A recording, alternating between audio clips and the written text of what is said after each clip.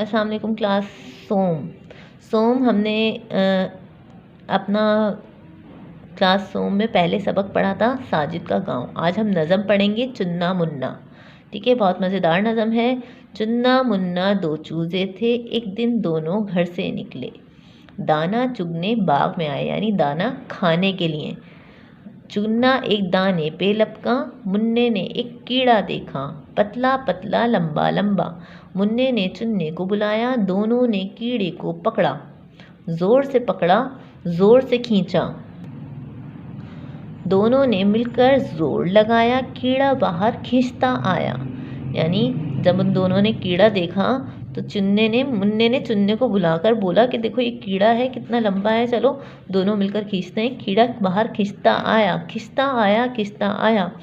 बाहर निकला तो क्या देखा, इतना मोटा ताज़ा चूहा। चुन्ना मुन्ना डर कर भागे, चुन्ना पीछे मुन्ना आगे। है ना मज़े की नज़म? तो आपने भी घर में इसको पढ़ना है। इसके नए अल्फाज हैं चुगने। चुगने मतलब अपनी चोंच से वो दाने चुग रहे थे। लपका यानी इसके पीछे गया। कीड़ा तो आपको पता है, ये कीड़ा समझे थे इसको। ठीक है। खींचा यानी अपनी तरफ जोर लगा के पकड़ के अपनी तरफ किया। ओके, आपने ये नज़म इसकी अच्छी से बुलंद ख्वानी करनी है और उसको ज़बानी भी याद कर लिएगा। अल्लाह हाफ़िज़।